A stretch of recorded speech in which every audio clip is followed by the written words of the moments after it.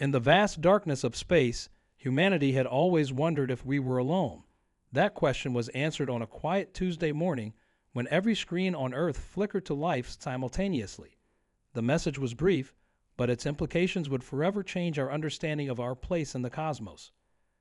To the inhabitants of Sol 3, designated Earth, this transmission serves as your first and final warning. Your continued technological advancement has been noted. Submit to Imperial authority within one standard galactic cycle, or face immediate intervention. The transmission ended as abruptly as it had begun, leaving 8 billion humans in stunned silence. I was working my shift at the Arecibo Observatory when it happened, and I'll never forget the way my coffee mug slipped from my trembling fingers, shattering on the floor as the alien message echoed through our facility. Our response, however, wasn't what the Galactic Empire expected.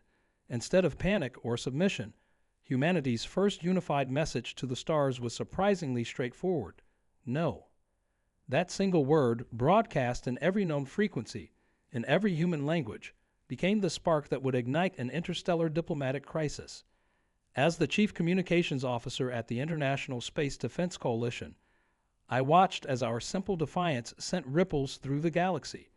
Apparently, no species had ever dared to refuse the Empire's generous offer of submission. Within days, our long-range sensors detected unusual activity in the Kuiper Belt. The Empire wasn't used to being challenged, especially not by what they considered a primitive species barely capable of reaching their own moon.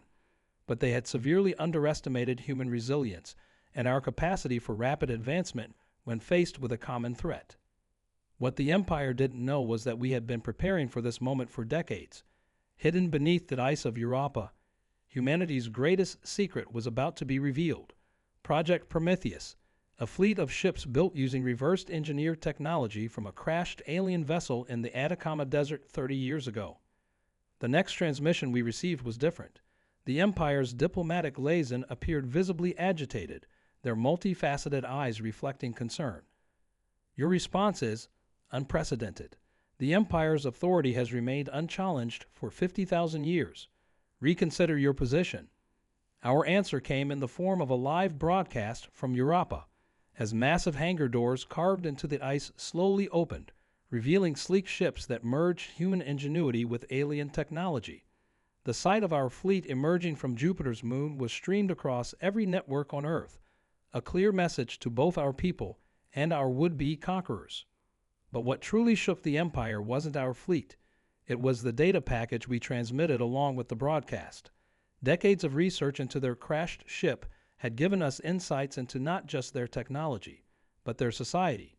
We knew about the growing dissent within their borders, the numerous species waiting for an opportunity to break free from imperial control. As I sit here now, monitoring the quantum communications array for their response, I can't help but smile.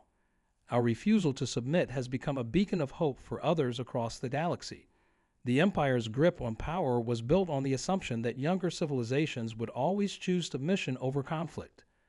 By standing our ground, we didn't just protect Earth, we became a symbol of resistance. The real question now isn't whether the Empire will attack, it's whether they can afford to. With every passing hour, more alien civilizations are reaching out to us through hidden channels, eager to join what they're calling the Earth Coalition. We didn't just shake the galaxy with our warning. We cracked the very foundation of imperial control. But as I watch the long-range sensors light up with incoming ships, I realize this is just the beginning. The next few hours will determine not just humanity's fate, but the future of every species that dares to dream of freedom. The incoming ships weren't imperial vessels as we'd feared. They were refugees. The first wave of diplomatic envoys from systems that had suffered under Empire rule for generations. Our quantum communications array was flooded with encryption patterns we'd never seen before, each carrying messages of support and offers of alliance. I remember Admiral Chen's expression as she studied the holographic display showing the approaching vessels. "They're putting everything on the line by coming here," she said, her weathered face illuminated by the soft blue glow of the command center screens. These species are risking extinction-level retaliation just to stand with us. The first ship to dock at our Europa facility carried representatives from the Centauri Collective, beings of crystalline structure who had been forced to mine their own planets to exhaustion for the Empire. Their leader, through our hastily adapted translation matrix, explained how Earth's defiance had shattered centuries of carefully maintained fear. But it wasn't just our military stance that attracted these allies. Our cultural broadcasts, everything from music to literature, had been leaking into space for decades. These transmissions, which we thought were just disappearing into the void, had been secretly collected and shared among oppressed species throughout the Empire. They saw in humanity something the Empire had tried to stamp out everywhere else: creativity, diversity, and an unshakable spirit of freedom. Project Prometheus suddenly evolved from Earth's defense program into the headquarters of an interstellar revolution. Our ships, designed to protect Earth, were now being retrofitted with technology freely shared by our new allies. The Centauri crystals enhanced our energy systems, while atmospheric specialists from the Proxima worlds helped us perfect our life support systems. The Empire's response to this unprecedented coalition came 3 days later. Their message was no longer delivered by a diplomatic liaison, but by the Imperial Grand Marshal himself. The transmission showed him standing on what appeared to be the bridge of a massive warship, his metallic scales gleaming under harsh artificial light. "Your defiance has caused irreparable damage to Imperial order," he announced, his translator struggling to convey the complex harmonics of his native speech. "You have corrupted loyal subjects with your dangerous ideals of independence. The Empire cannot allow this infection to spread." But we were ready for them. Thanks to our new allies, we learned that the Empire's greatest weakness was their rigid hierarchy and inability to adapt quickly to new situations. While they were preparing their traditional shock and awe response, we were implementing strategies they'd never encountered. Our first countermove came from an unexpected source: the global Internet. Thousands of human hackers, working alongside alien AI specialists, began dismantling Imperial communication networks. They couldn't comprehend how a species they considered primitive could infiltrate systems they'd thought impregnable. As I coordinate communications between our growing alliance, I can't help but think about how the Empire's warning backfired. They thought they were targeting a vulnerable world. Instead, they gave us exactly what humanity needed: a common purpose that unified our entire species overnight. The sensor arrays are picking up massive energy signatures at the edge of our solar system now. The Empire is mobilizing its main fleet, but they're about to face something they've never encountered before: a resistance that combines human unpredictability with advanced alien technology, all guided by an unshakable determination to remain free. Admiral Chen just called an emergency meeting of the Coalition Council. Our long-range probes have detected something unusual about the Empire's fleet formation. Either they're implementing a strategy we haven't seen before, or something else is happening within their ranks. As I head to the council chamber, I can't shake the feeling that the next few hours will reveal whether our stand for freedom will inspire the greatest rebellion the galaxy has ever seen. The Imperial fleet's unusual formation wasn't a new strategy. It was a mutiny. As our sensors refined their data, we could see the massive warships splitting into two distinct groups. The Grand Marshal's loyalists faced off against what appeared to be nearly half of his own fleet. Our resistance had inspired more than just the oppressed species. Even within the Empire's military, centuries of rigid control were crumbling. Admiral Chen immediately called for radio silence across all coalition forces. We watched, barely breathing, as internal communications from the Imperial fleet leaked through our quantum interceptors. The rebel Imperial ships, led by Commander Vex, had chosen this moment to break from the Grand Marshal's control. Their transmission to Earth was clear: we will no longer enforce the Empire's tyranny. But the Grand Marshal wasn't about to let his authority dissolve without a fight. The space around Neptune's orbit erupted in a terrifying display of advanced warfare as Imperial ships turned against each other. The scale of destruction was unlike anything humanity had ever witnessed. Each explosion lit up our monitoring stations like artificial suns, sending waves of radiation and debris through the outer solar system. This was our chance. While the Imperial forces were divided, the Coalition launched our counterstrike. Ships rose from Europa's hidden hangars, joined by vessels from 24 allied species. Our combined fleet accelerated toward the conflict zone, powered by hybrid engines that merged human fusion technology with Centauri crystal matrices. I coordinated our communications from the bridge of the ECS Prometheus, humanity's first true battleship. The vast vessel hummed with power as we pushed its experimental drives to their limits. Behind us, ships of all shapes and sizes formed up in the revolutionary battle formation we developed, a fluid, adaptive pattern that the Empire's rigid tactical computers couldn't predict. What happened next almost ended the war before it truly began. The Grand Marshal, perhaps sensing the tide turning against him, activated something our allies had only heard whispers about: the Imperial Sunbreaker. The massive weapon began drawing energy directly from our sun, causing solar flares that threatened to devastate the inner planets. Through our view screens, we watched in horror as massive tendrils of plasma erupted from the sun's surface. Earth's magnetic field wouldn't be able to protect us from a blast of that magnitude. We had minutes, at most, to prevent our home world's devastation. The coalition fleet split into two groups, one to engage the loyalist Imperial ships, while our specialized strike team accelerated toward the Sunbreaker. Leading that team was Dr. Sarah Chen, the Admiral's daughter and our foremost expert on reverse-engineered Imperial tech. She had theorized that the weapon's energy collection system could be overloaded, but attempting this would mean getting dangerously close to the growing solar storm. As we watched the strike team's ships disappear into the blinding light of the disturbed solar surface, our main fleet engaged the Imperial loyalists. The space around us transformed into a battlefield unlike anything in human history. Advanced energy weapons cut through the void, while ships performed maneuvers that seemed to bend the laws of physics. The next few moments would determine everything, not just Earth's survival, but the future of every species that had dared to stand against the Empire.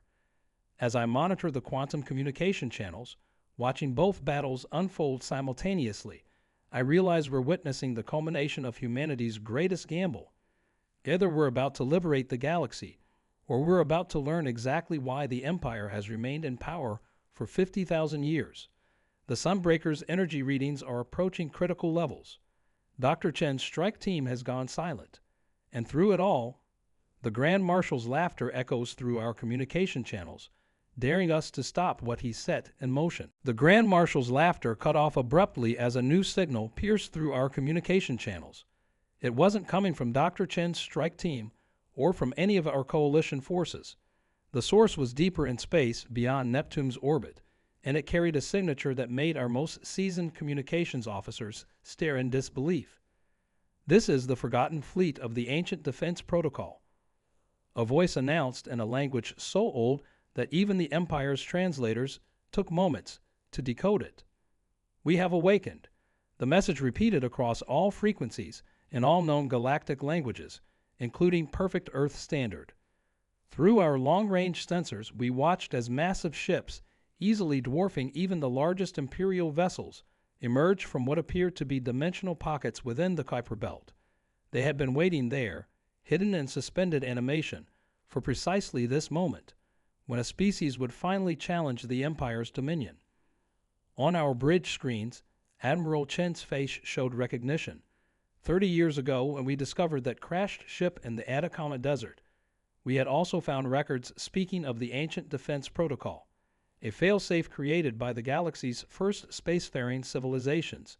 It was designed to activate when a worthy species proved brave enough to stand against tyranny. The Empire's formation broke as the ancient ships approached. Even the Sunbreaker's energy collection faltered as its operators faced something their tactical databases couldn't comprehend. But we had no time to celebrate this unexpected intervention. Dr. Chen's strike team was still out there, fighting against time as the solar storms grew more intense. Then came the second shock. The Sunbreaker wasn't just a weapon, it was a key. As Dr. Chen's team managed to partially interface with its systems, they discovered its true purpose. The Empire hadn't built it. They had found it, an artifact of the same civilization that created the ancient defense protocol. They had turned a device meant to harvest solar energy for peaceful purposes into a weapon of mass destruction. Through the quantum channels, Dr. Chen's voice crackled with static. The Sunbreaker can be reversed, but we need the Empire's command codes, and we need them now. She paused, and we could hear warning alarms blaring in the background. We have less than 10 minutes before the solar flare reaches critical mass. The ancient fleet's commander, speaking through channels that somehow cut through all the interference, made an announcement that changed everything. The codes are within our databases, but transmitting them through this solar interference will destroy our ship's preservation systems. We cannot survive the power drain. Time seemed to freeze on the bridge of the Prometheus. We were asking these beings, who had slept for eons waiting to help free the galaxy, to sacrifice themselves to save our solar system. The weight of that choice hung in the static-filled silence of our communications. But the Empire wasn't going to give us time to debate ethics. The Grand Marshal, perhaps sensing his advantage slipping away, ordered his remaining loyal ships to converge on Dr. Chen's strike team. If he couldn't control the Sunbreaker, he would ensure no one could stop it. The battle that followed was unlike anything we could have prepared for. The ancient fleet moved to protect our strike team, their technology so advanced it seemed like magic. But with each defensive maneuver, with each energy burst used to clear a path through the growing solar storm, their ships' preservation systems failed one by one. We watched as these mighty vessels, after surviving 50,000 years in hibernation, began powering down forever. As I coordinate between our forces, trying to maintain communication through the increasing solar interference, I realize we're witnessing something unprecedented. 3 ages of galactic civilization, the Ancients, the Empire, and our coalition, locked in a battle that will determine not just Earth's fate, but the very future of intelligent life in our galaxy. And somehow, humanity's defiance had been the key to setting it all in motion. Pick up from the previous section and write revealing the story's climax. Resolve the main conflicts but include a final unexpected twist to surprise the audience. The climax should be intense and satisfying, providing a resolution to the key plot points while maintaining suspense until the very end. Keep the narrative engaging with relevant keywords. Also do not make any headings. Only write story in paragraphs. Also keep the wording simple and natural tone.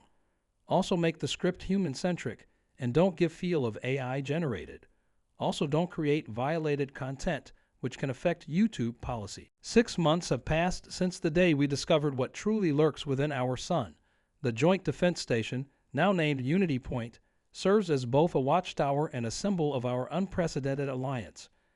From my office window, I can see Imperial and human engineers working side by side, their previous hatred replaced by a shared purpose that's greater than any of us imagined. Dr. Sarah Chen received the highest honors from both Earth and the former Empire for her role in averting catastrophe. She now leads a joint research initiative studying the ancient fleet's recovered databases, working to understand more about the entity we're all guarding.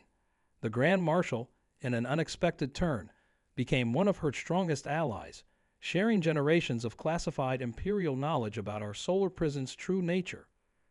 The Centauri Collective and other former rebel species have found their place in our new Federation. Their unique perspectives and technologies have accelerated our understanding of the universe in ways we never thought possible. Together, we're building something that honors the sacrifice of the ancient fleet, a civilization based on cooperation rather than conquest. But it's not all smooth sailing. Some Imperial hardliners refuse to accept the changes, retreating to distant systems with promises of revenge, and our scientists have detected subtle changes in solar activity that suggest our prisoner is testing its bonds, searching for weaknesses in its ancient cage. We maintain constant vigilance, knowing that our unity might face greater tests in the years to come. Admiral Chen retired from active duty last week, but not before establishing the Prometheus Protocol, a comprehensive defense strategy that combines the best of human innovation, Imperial experience, and the knowledge left behind by the ancients. She says she's done fighting, but I often find her in the station's strategic command center, studying the sun's activity patterns with an intensity that suggests she knows something the rest of us don't. The most profound changes, though, have happened on Earth. The knowledge that we're not just participants in galactic civilization, but crucial guardians of an ancient prison, has transformed human society. Countries that once pointed nuclear weapons at each other now work together, understanding that our petty differences mean nothing compared to the responsibility we've inherited. Our children study in schools where alien history is part of the standard curriculum, learning about both the Empire's mistakes and the wisdom of the ancients. They grow up knowing that humanity's greatest strength isn't our technology or our defiance, but our ability to learn, adapt, and bring people together when it matters most. As for me, I've been tasked with maintaining the historical records of everything that's happened. The Alliance Council believes that future generations must understand not just what we faced, but how close we came to accidentally freeing something that the most advanced civilization in galactic history feared enough to imprison within a star. Yesterday, while reviewing the ancient fleet's final transmissions, I discovered something our translation algorithms initially missed. Hidden within their last message was a timestamp, a countdown. In exactly 1,000 years, the solar prison will need to be renewed. The entity, whatever it is, must be contained again, or everything we've built will be at risk. It's a problem for future generations, but we're already preparing. Every child born today grows up knowing that humanity's destiny isn't just reaching for the stars. It's protecting them. Our single word of defiance shook the galaxy, but it's our commitment to unity that will preserve it. As I finish this log, a new ship class is launching from the Europa shipyards. It's a joint design, combining Imperial power with human ingenuity and Centauri crystal technology. Its name, written in every known galactic language across its hull, speaks to both our past and our future. Remember, because we must never forget how close we came to the end, or how we found strength in standing together. The galaxy is watching, the sun is waiting, and humanity's greatest chapter is still being written.